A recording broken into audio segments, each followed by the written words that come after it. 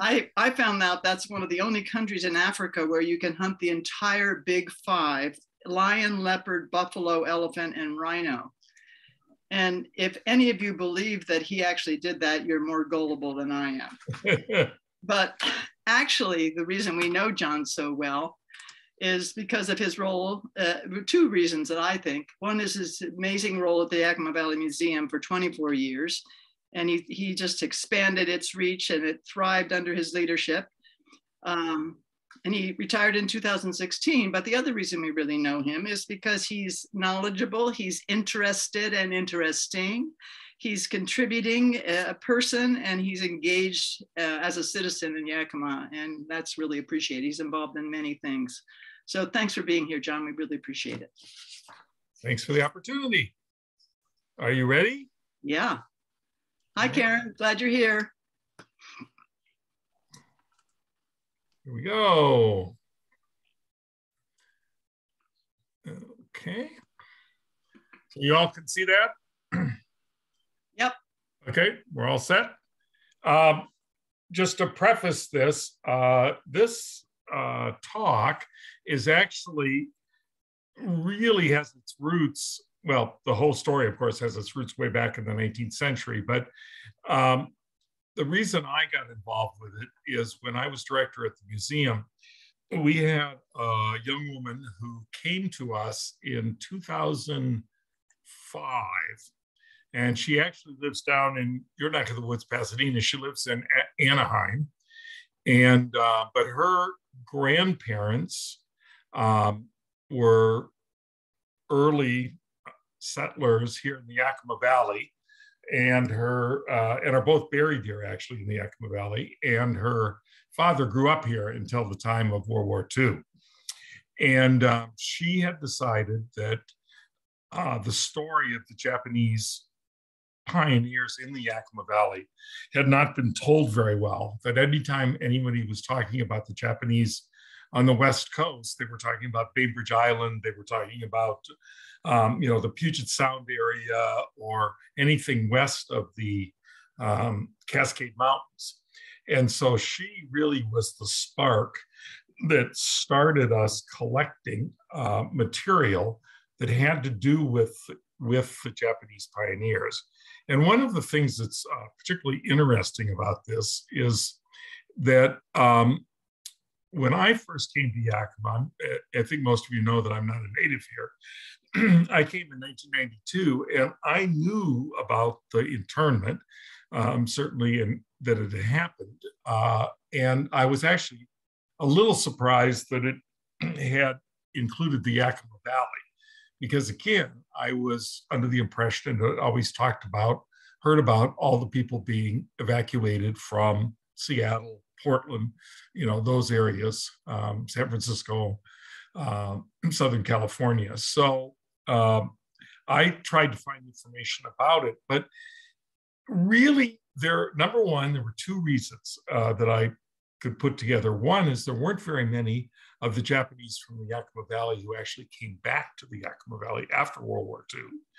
And number two is that this I discovered as I got involved in this, is that there was much more of a tradition in the Japanese families that were interred and had their lives pretty much totally torn apart by Executive Order 9066, that they didn't really want to pass down the bitterness to their children. So it was quite surprising as we got into this, I and some others at the museum, with talking to families, that many of them were only for the first time really hearing about their grandparents or their parents' experiences during World War II. A lot of them had just believed, okay, it's over, it's done with, we're back, let's go and build our lives. And we don't talk about this very much. So it was not really totally universally shared and taken down. And one of the interesting things, and the reason you see this slide up here first, the stories, is these Japanese verses are actually a form of Japanese poetry.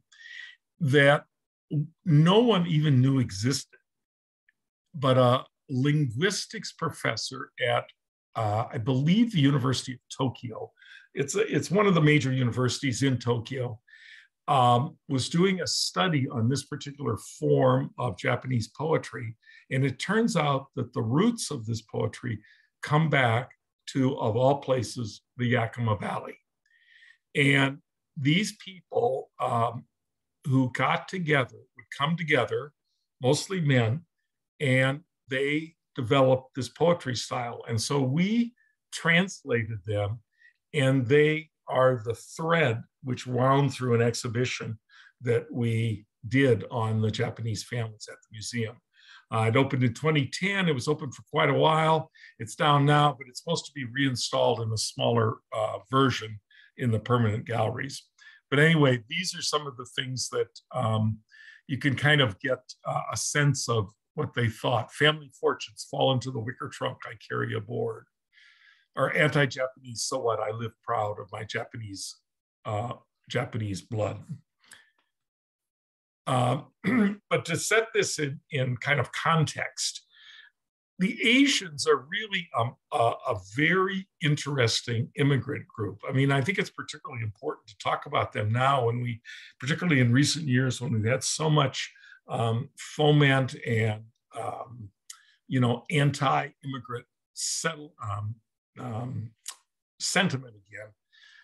But there were some periods across the United States where we've had segregation all along the way and singling out. The Naturalization Act of 1790, when the country was first being founded, for example, you could become a citizen if you immigrated here, but only if you were free and white. So that obviously left out a lot of people. And then in 1870, after the Civil War, they did include African Americans, but they still excluded Asians. California, in particular, formally legalized the belief that Asians were inferior racially. And some of the same stories we hear about all the time. They bring crime, they take jobs away, all the same kind of stuff. Chinese Exclusion Act in 1882 forbid Japanese immigration, but suddenly that opened the door for Japanese. And they tried to stop that also. 1907, many of you have heard of the Gentleman's Agreement. This was kind of a funny little story because Japan was not going to send any more laborers to this country. In return, the United States was not going to discriminate the ones who are already here. Well, the United States was not so hot about keeping up its end of the bargain. And the funny part also is that in Japan, agricultural workers and farmers are not considered laborers. They're considered skilled tradespeople, skilled workers. And so they were excluded, of course, from being prohibited from the exclusion. And then you go on and you see some other pretty restrictive things about Asians and Asian population.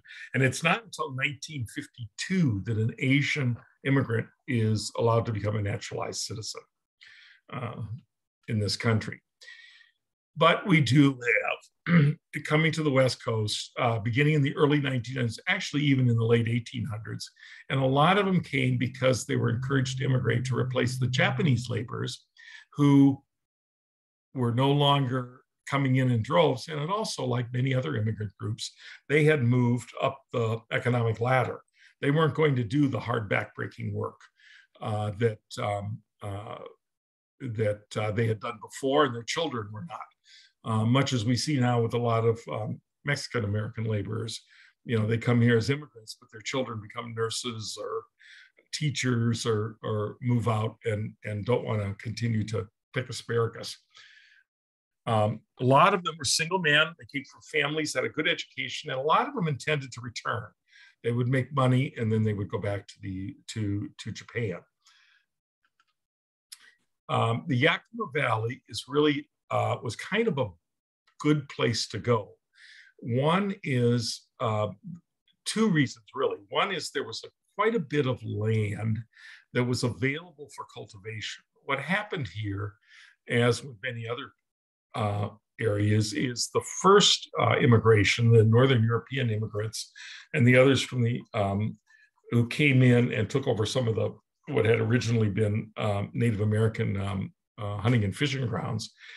But after the reservation system and the land was open for settlement, a lot of them came and took a lot of the property that was closest to the streams, closest, easiest to irrigate and whatnot. But there was still an awful lot of fertile land, and a lot of it was located in what is we call the bench. It's kind of the western part of the Yakima, of the lower, what we call the lower Yakima Valley, and the western part of the Yakima Reservation.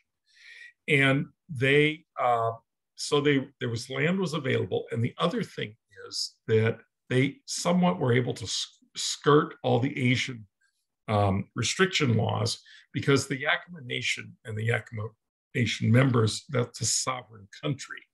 And so they were allowed to lease property. Now, later on, they cracked down on this and it doesn't happen. But at the beginning, that was a place for them to get started. And so they began to develop these small truck gardens and truck farming operations. And you can kind of see, you can see the location of a lot of the farms on the left-hand side of your screen. There is a list of a lot of the families, the family names, and where their farms were located. Now, a lot of them, because they couldn't really own the land, they weren't allowed to purchase the land, and they were doing these leases. One of the other things is they had to move frequently because they would lease other pieces of property. But you also had an urban community, and those were largely located in the place in a lot of communities, Yakima included, where your first immigrants would come in, and in this case, right near the railroad station, South Front Street. And in fact, during the 19-teens, 20s, 30s, that was known as Japantown. And many of the businesses along South Front Street were Japanese owned. There were boarding houses and candy stores and all kinds of things. And so you think you have this is another thing that came very clear. You'd think that here you have this Japanese population in the Yakima Valley, relatively small geographical area, but they really didn't intermix very much. There were the urban Japanese, quote unquote, the ones who lived here in the city or in the city of Wapato and Toppenish. And then you have the farming ones. And we don't think about it too much now. We go back and forth all the time, but really they kind of lived different lifestyles. And many of the families up here were not really all that connected with the Japanese families in the lower valley. They had their own temple, Buddhist temples in Wapato, Toppenish, and in Yakima. The only one that still survives is the one at Wapato. But you can see there were a lot of businesses. In 1935, I think that's this one, they did a Yakima Valley generation census and directory. And you can see that there are a lot of Japanese-owned businesses. You can see South Front Street, North Front Street, some in Toppenish, 2nd Street. There's a whole variety of Japanese-owned businesses. And so you had a lot of entrepreneurials. They were doing entrepreneurs who were doing quite well. You know, they had successful businesses, and you also had successful farmers. And many of them did well enough. This, for example, this was the Honda family. They connected a hotel. This was their lease for a hotel that we have. So you see it's at 7.5 North Front Street. So it's the 2nd floor, kind of over basically now where, it used to be Gilbert Cellars there in the corner. But there was a hotel rooms on the 2nd floor. And this particular family, we have all the papers for their leasing and then borrowing the money to run this hotel. They also had a directory that was really kind of helpful, because it also gave not only the names of the family head of the household, but also the names of the children and their birth dates. This was in 1935 that this book was done. And so you can see the one down there in the lower left, the Inabas. I think most of you know the Inaba farms. They were one of the families that returned. And I'll tell you why they did that in a little bit later. But if those of you that know Lon Inaba, for example, or Diane, their father was Ken Inaba, and that's Ken. That's the third name down there. Ken Kichi Inaba was his name, and of course Americanized to Ken. But they had all kinds of things. They did not get so much into the orchard business, but they did a lot of much more annual crops. They did do some, but mostly hay, vegetables, potatoes, melons, if they were farming. And as you can see, the fellow down there at the bottom, he's standing basically at the corner of Front and Yakima Avenue. If you see above his head, it says Washington Hotel. That's the location of where McDonald's is now, the downtown McDonald's. And they became prosperous enough and they started their own churches. And there were two, this is the other kind of split. I mentioned earlier, we had the Japanese, the urban Japanese, so to speak, and the farming Japanese. But you also had somewhat of a split in churches. The Methodist Church were Japanese, and they tended to be the younger Japanese who wanted to become more American. They were kind of urged to, let's adopt an American religion, and so those are those two pictures. Now, the Japanese Methodist Church still exists in Wapato. It's been turned into kind of a merit mortgage thing, and it's right down from where the Buddhist church is, but it's still there.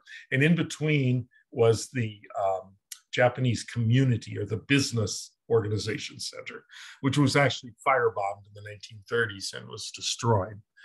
And then in the upper left-hand corner, you see the Buddhist temple, and that altar was brought back from Japan in 1930.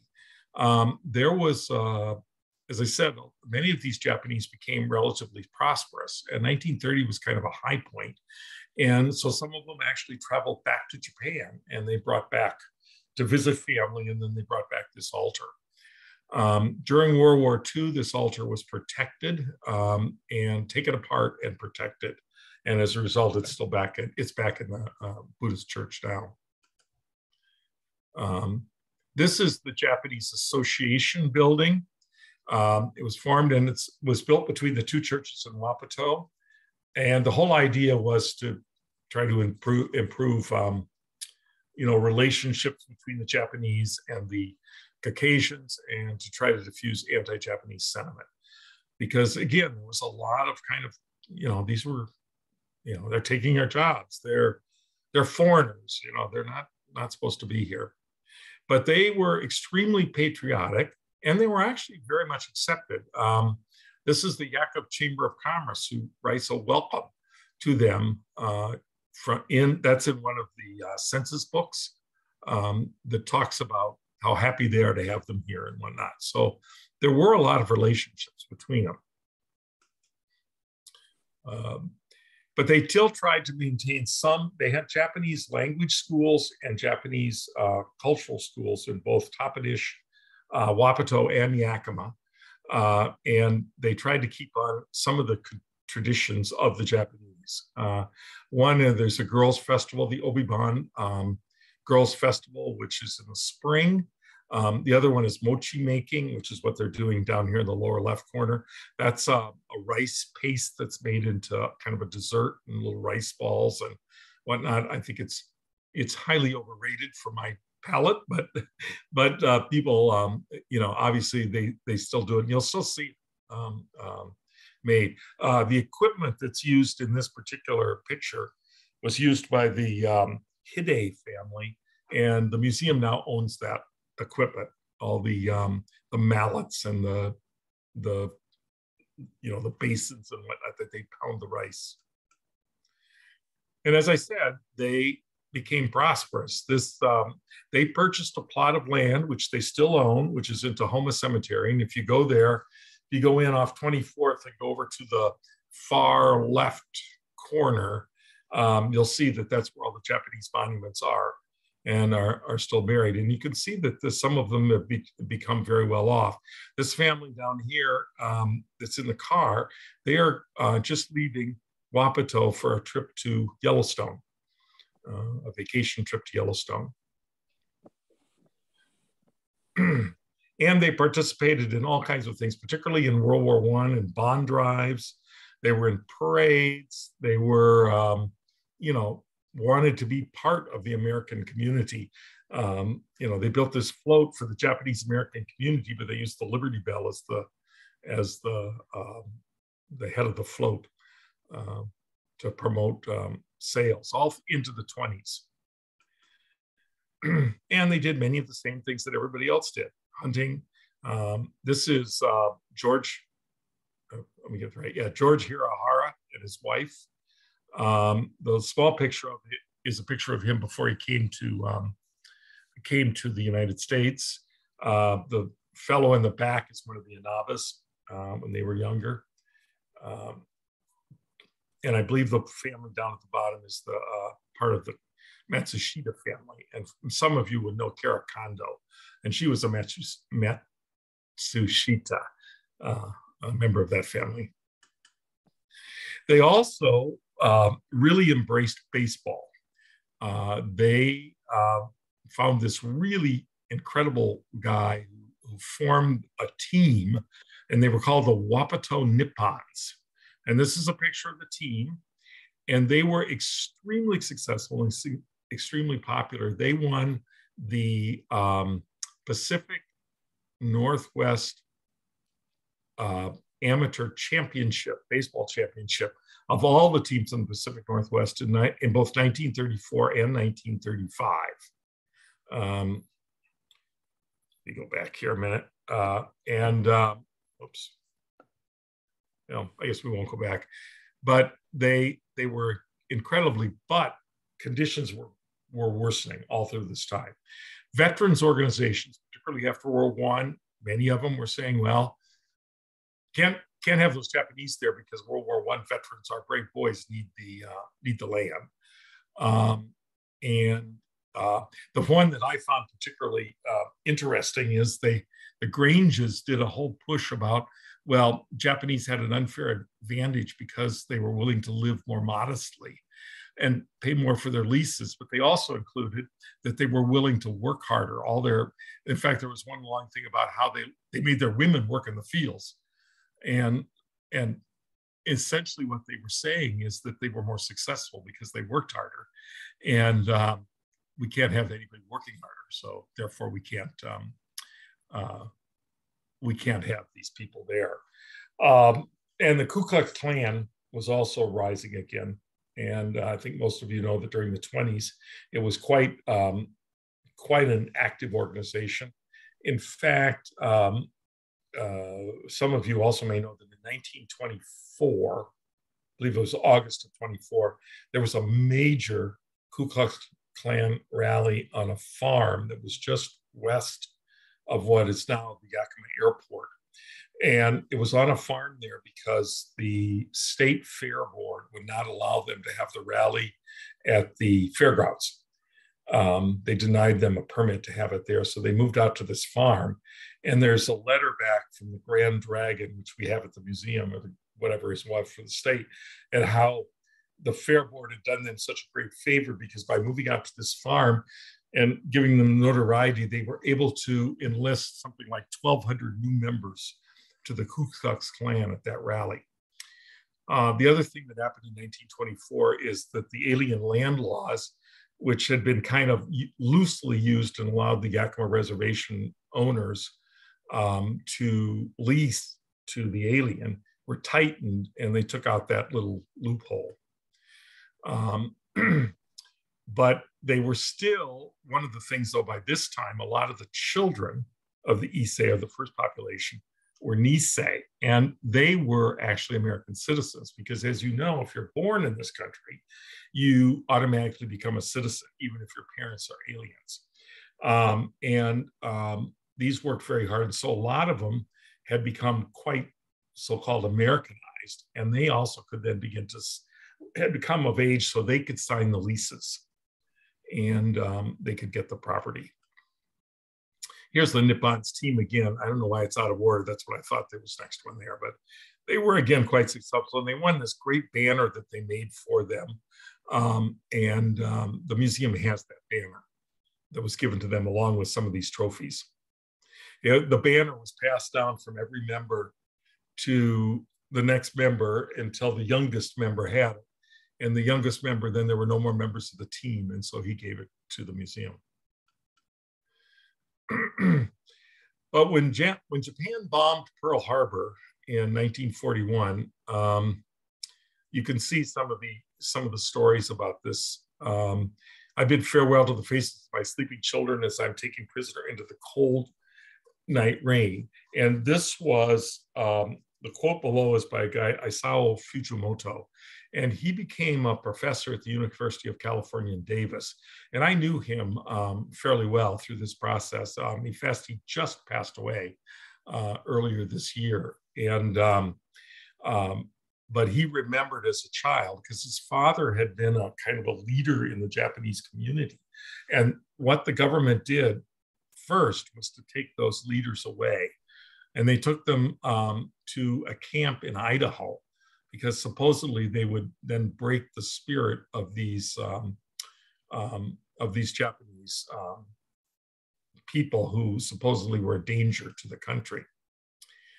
The order was signed on February 19th, 1942, authorized removing of 110,000 people from the Japanese ancestry.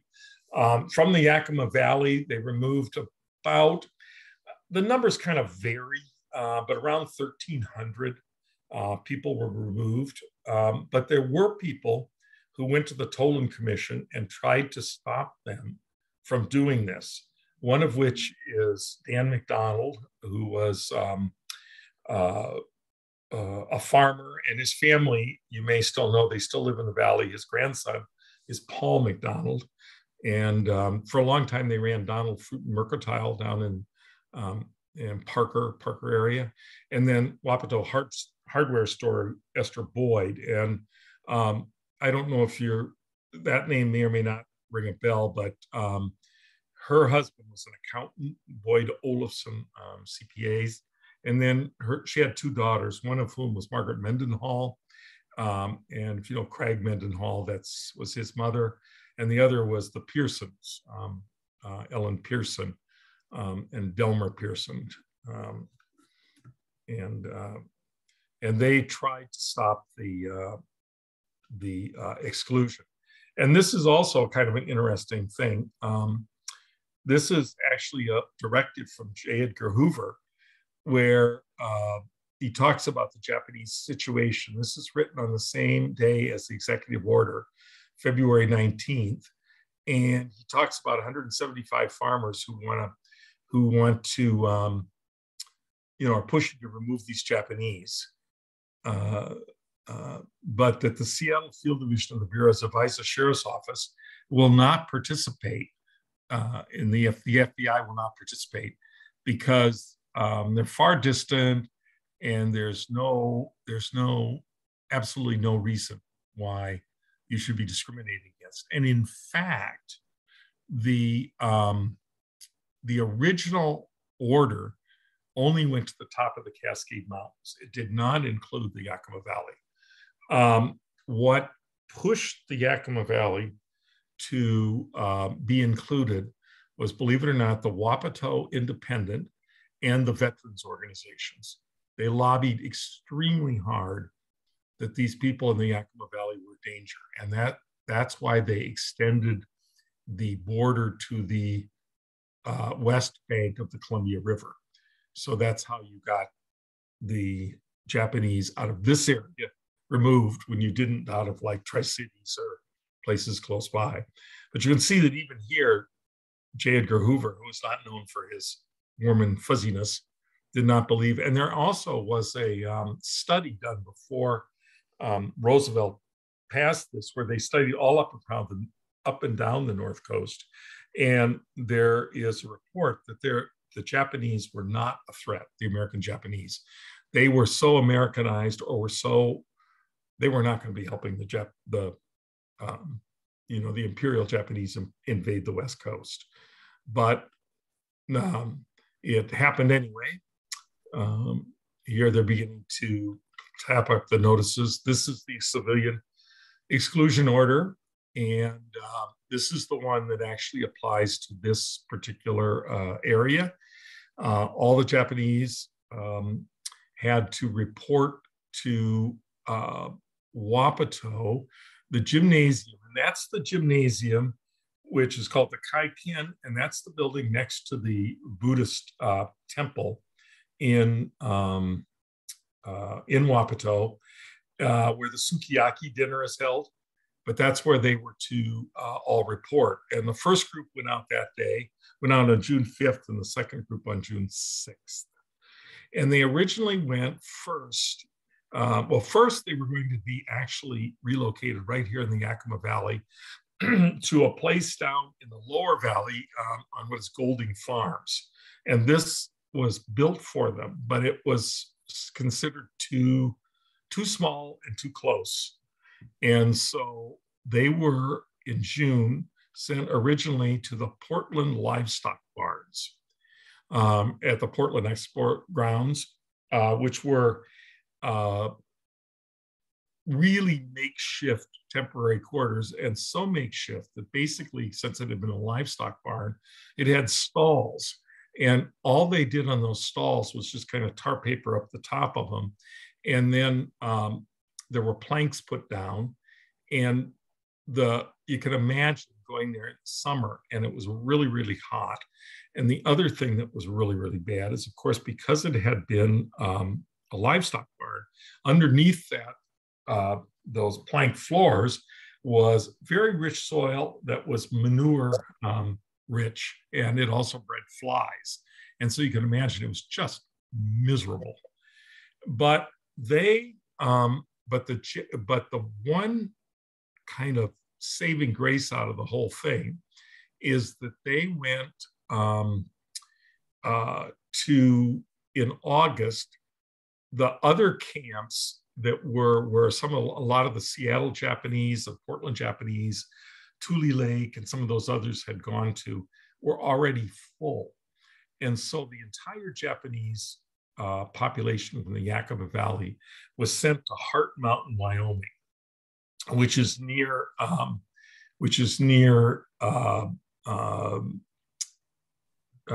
Cody. They published a little newspaper during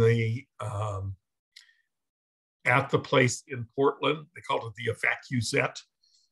We have a complete set of the ones, and we have a set of the ones printed at Hart Mountain also when they got there, and tells about the people arriving into the place there. And then this talks about the War Relocation Authority and how this, you can see this nice smiling faces and how happy everybody is to be going to do this. It's kind of the bait and switch kind of deal. But this is where they went. And if you can imagine, for these people coming from, they had made homes either in apartments here in the city of Yakima, or in farmhouses and whatnot down below. And again, many of them were quite comfortable. And they got sent to this place out in the proverbial middle of nowhere, where it was bitterly hot in the summer and bitterly cold in the winter. And these shacks were not exactly what you'd call joys of insulated pleasure. However, and you can see the middle picture, you can see how bleak this area was. But I will say that for many of them, they made the best of it. And a lot of the children that went with the families actually it was kind of an adventure in a certain way. Now their parents and grandparents, of course, were they knew they were losing, and they knew what was going on. But Hart Mountain had a couple of advantages. One, I mean, the disadvantage, of course, was it was far away, and it was cold, and it was miserable, and all that kind of stuff in terms of environment. But because it was farther away from the coast, it actually had many of the rules, so to speak, relaxed a little more quickly. And so there was pretty much a semblance, trying to develop a semblance of normal life there. This is their kind of, allotment within one of the barracks. This is I believe the Hide family. And they, had this small little spot to live in. They did not have a kitchen or anything, the bathrooms or anything. That was all a centralized, very much like an army barracks. They had a place to live and whatnot, but there was a central mess hall and a central thing. But they had Boy Scout troops. They had softball teams. They built their own high school there. They had high school dances. It was, to a degree, a normal a life as possible. The other thing is that they also allowed fairly quickly, some of them, because they didn't have anything to do. They got them there, but then what are they going to do with all these people? And there was a lot of need for labor in the surrounding areas, because so many of the men of the Americans who had lived there, the non-Japanese, had been sent to war, and so they needed the labor. And so many of them were released to farmers around the area, in much the way the German prisoners were released. And we had a German war prisoner. We had a prisoner of war camp for Germans here in the Yakima Valley, done specifically because they became farm labor for the orchardists and whatnot. And this was the same for these people also. And they were released then in the fall of 1945, but many of them did not want to come back here. If they had not been protected here by someone who lived here, or had been here long enough that they had gotten some land ownership through their children who were American citizens, there was nothing to come back here for. And it wouldn't have been very welcoming spot. The Anabas came back, and the Hiraharas and whatnot, because in those cases, they had developed friendships with non-Japanese families who looked out for their possessions and their land leases and whatnot as much as they possibly could during the war, and protected the Buddhist church. The Buddhist church altar and whatnot was taken down, and it was packed away and hidden under the stage at the gymnasium there. And they watched over, the non-Japanese families watched over the church and whatnot, so it was protected from those elements that didn't want them to come back. But the first families that came back included the Anabas, and they had to come back with National Guard arms. And there are signs, which I never could get a good picture of one here, that very much like you hear about Jim Crow laws, where many of the restaurants and public places would say no Japs allowed. You couldn't enter here. But by 1954, many of them would become citizens. And this is George Hirahara. Now, he developed a whole farming operation basically out where the Valley Mall is located, actually more toward Home Depot area. And his house was right there. His house still exists, but it was moved back farther into Union Gap later. But he only had one child, Frank, and Frank went back and finished his college education at WSU. Washington State University was one of the first institutions in the state of Washington that allowed Japanese to re-enroll and to come back to school. He became an engineer and eventually went to work for NASA, which is how he ended up in Southern California. His son, and then his daughter, Patty, is the one who kind of instituted getting these things back to us. And she made relationships. And one of the things about them that I was going to say about them all going to Heart Mountain as a group is because they were the only people there from Washington, almost all the other people that were at Heart Mountain were from Southern California. So when the war was over and people who didn't want to come back here, who had no reason to come back here, a lot of them migrated with their friends to Southern California because they had made friendships at the camp. And it was easier to go down there. Hide family, for example, was they were truck farmers here. They grew potatoes and whatnot. When they went to Southern California with friends, people thought, oh, they're Japanese. And so the typical stereotype, they said, oh, they're Japanese, they must be good gardeners. Well, they didn't know anything about flower gardening or anything, but they ended up learning very quickly that that was how they could make their living. And they eventually established a very large chrysanthemum operation.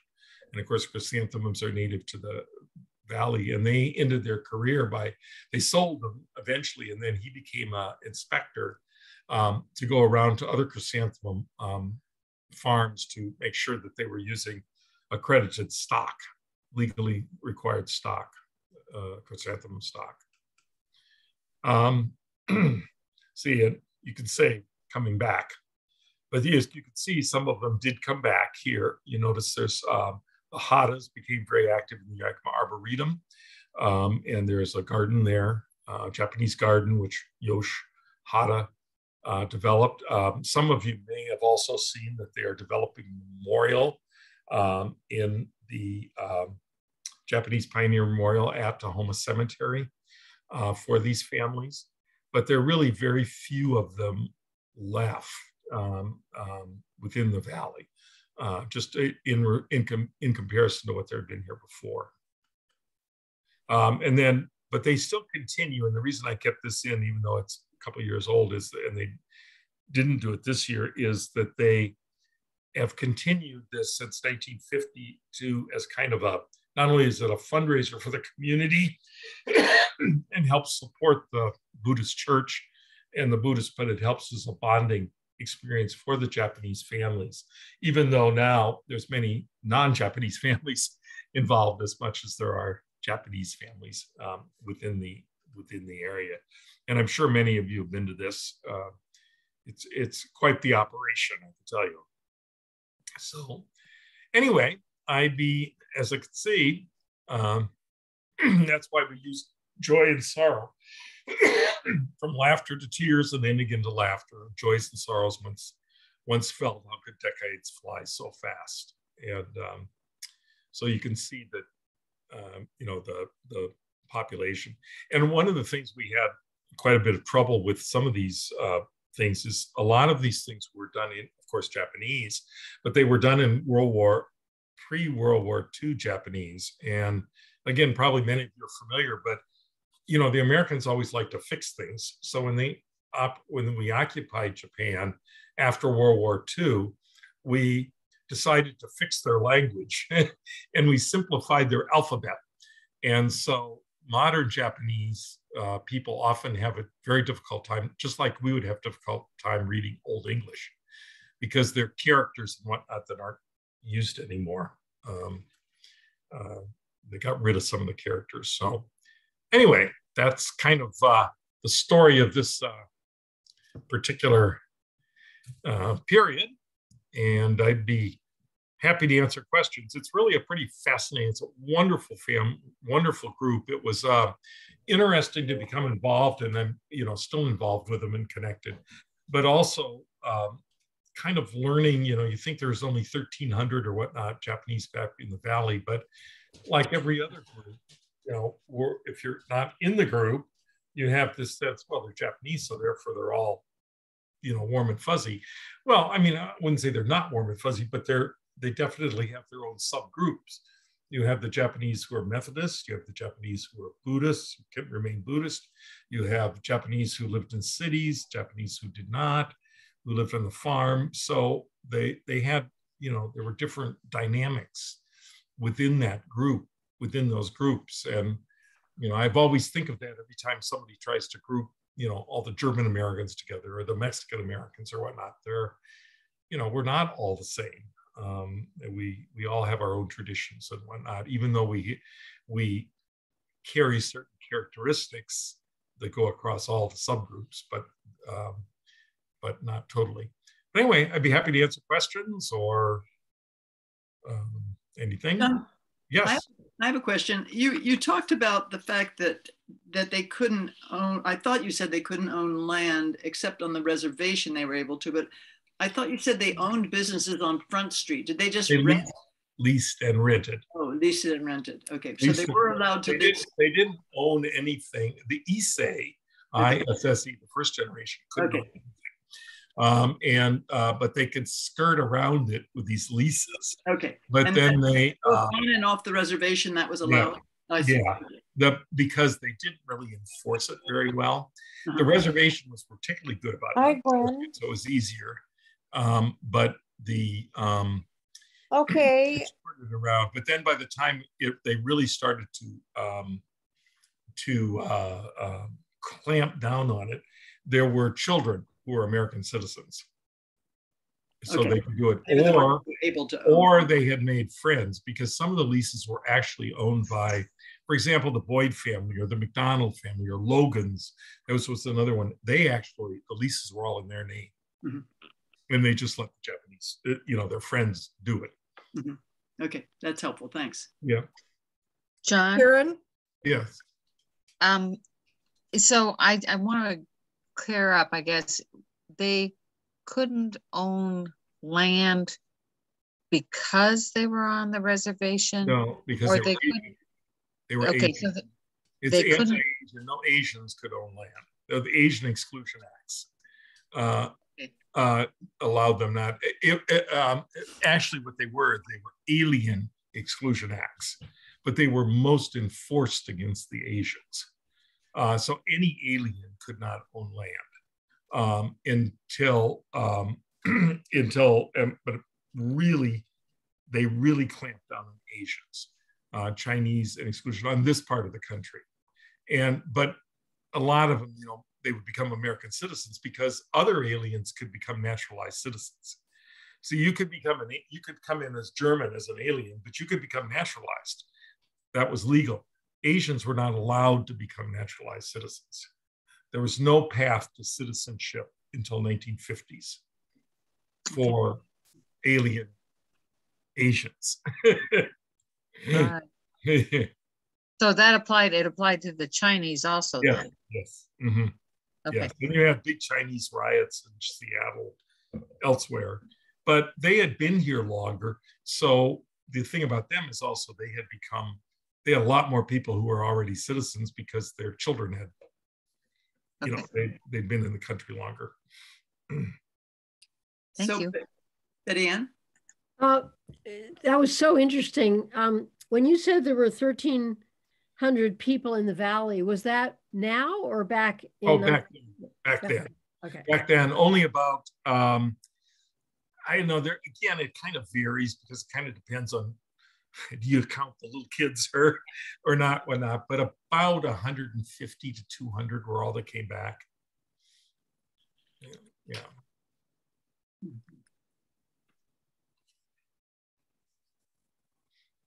Deborah Ann? Yeah, John, I remember when the trunks were found under the stage. Oh, yeah. And that was a fantastic story. Now, the new exhibit that's going in, does it include any of that material, or has that all been sent back to the families and this is different? No, most of those things belong to the museum now. There are some things that went back to families, but most of it belongs to, and those trunks do too. What Deborah Ann is referring to is that we, when we were putting this exhibit together and collecting things from various places, people as well as individuals, one of the things that happened was that when the Japanese were sent to internment camps, they were only allowed one suitcase. But a lot of them had friends or whatnot who promised to store possessions for them. And so there were trunks of possessions. Seattle, there were a lot of them stored at places. Here, there were ones stored, the McDonald family, for example, stored things. And then the Buddhist church, or the Kaikan, took some of those things, and they were stored under the stage. And one of them, and some of them were never reclaimed. The families either forgot they were there, or decided it wasn't important, or they didn't come back, or whatever. And one of the trunks that we found, was found in Wapato, that we brought up to the museum, and now belongs to the museum, was a trunk, and I can't remember the guy's name. It starts with a K, but it turns out that by doing some research and looking at some of the things in it, he was in fact not a long-term resident here.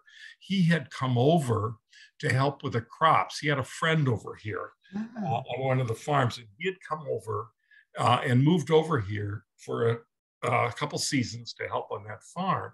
And so he got rounded up and sent off with the rest of the Japanese from here, because he didn't have really any family back in Seattle either. And so he packed his trunk and went out and left it here. Well, then he just never came back. Oh. And it's been really a touchy thing, because we have not wanted to really fully unpack the trunk, because if you fully unpack it, you kind of destroy the integrity of what he did. And so, it's been kind of careful. We kind of move some stuff around so you can see what's below, and then put it back and kind of figure out what's in there. But it was clothing and letters and some personal thing, kind of all the kinds of things that you would, if you want to save some of your clothes, you'll save pictures, letters from your grandmother and grandfather, just personal family things, and they were all in there. Neat. John, I missed the first part of your talk, but did you tell them about the barn that was not opened, or the farmer that told his family not to touch this one barn for the whole time that they were gone? That's the McDonald's, I think. That was the McDonald's? Yeah. That they would not, again, it was what I was just talking about, just don't go into that, because they had protected they put possessions and things in there that they wanted not to be damaged. That's the great thing about it is, even the horrible stories about, genocide and whatnot, elsewhere, you do still have people who cared and, did not agree with what was happening. And they did the best they could to try to protect their possessions or whatnot. Well, they could, but there were certainly also incidences of, you will see the newspaper during the 30s particularly is full of, Jap farm barn burns down mysteriously, and things like that. So it was not warm and fuzzy by everybody, that's for sure. We're seeing what they're doing in Ukraine right now, leaving nothing. Mm-hmm. Yeah, it's a really, to me, it's such a horrible thing that we have to keep living the same story over and over again. You'd think that people would figure this out, but somebody always has to be better. Yeah. So I tried to say it's white men, but nobody will buy that. And I can only say that because Linda and some of the other people are still on Zoom and can't get at me. Well, no, it's. Well, I didn't realize. I knew that they extended the board. That was only till the Cascades, and then they extended into the Yakima Valley. But I didn't know what the reason for that was. I didn't, and I didn't know that there were certain families who tried to advocate to not have that happen. But it was veterans, and who else did you say? Veterans and the newspapers. The Wapato, the two newspapers who really, really pushed it were the Wapato Independent, the newspaper, and, believe it or not, the Seattle Times. Really? Mm-hmm. Huh. And again, it was all based on, we got to protect this land for our hardworking American boys and families. And they spread the same kind of stories that we see spread about a lot of other groups. These people are causing crime, and they're inviting the emperor over, and they're going to, do horrible things. And so it's, Wow. So John, the other group that got routed out were the Inuits or Aleuts who were on Dutch Harbor, the island of Dutch Harbor. There were 5 towns there, and they came in and gave them less than a day. They could take 1 suitcase, and the men were deconstructed the Russian Orthodox churches and hid the icons. And the reason that was given that they were all sent away from the island was because they mainly only spoke their native language, and the people who were coming in, the American troops, didn't understand it and wouldn't be able to communicate with them. And they were all sent to a terrible former mining town where over 25% of them died because they were sent up food that was moldy and there was no physician. And that's you want to get another look at the side of it. That happened. And then the final thing is that when the war was over, they thought they'd done something wrong, and they were so ashamed that it wasn't until the Japanese descendants who were pushing for recognition and finally got, I think it was around $20,000. Yeah, they got $20,000. Yeah, in '87, I think it was 1987. Yeah, for the people who had been there. That the Inuits, somebody finally said, "What about the Inuits?" And the sort of final slap in the face for them was that they got half of what was given to the Japanese. If you want to look it up, it's a very, very sad story, but doesn't reflect very well on us. No, it's not. Wow. Thanks for telling us about that, Karen. That's amazing. I never knew about that. No. The only reason I did is that I was in a church there on a trip, and they were showing us all the icons. The one church that's still left, the other 5 churches had taken their icons there, and so they rotate them. And I'd seen this older woman in the back. A woman, maybe mid-40s, was showing us around. And I finally said, who is the lady in the back? And it was her mother. And her mother had been a 12-year-old girl when all this was going on. And she started telling the story to her daughter, who translated it to us. You could have dropped a pin while that was being discussed. Wow. So Congress hasn't always been, has been as, so you're saying Congress has been just as crazy then as now? Yeah. I guess that gives us a certain kind of perspective. I'm not sure I want that perspective. Yeah, I'm not sure that's a good thing. Oh, gosh. Okay, well, any other questions before we profusely thank John? John, thanks so much. That was really, really interesting and helpful. So good. Thank you. All right. Glad to do it. All right. Thank you much. You guys enjoy the rest of the evening. Okay. Well, do something wild and crazy. Okay, well, let me just tell you guys what's coming up. April 21st, which is a Thursday, not a Wednesday, we've got Sarah Kate talk from the Citizens Climate Lobby, and she's going to talk about solving the climate challenge.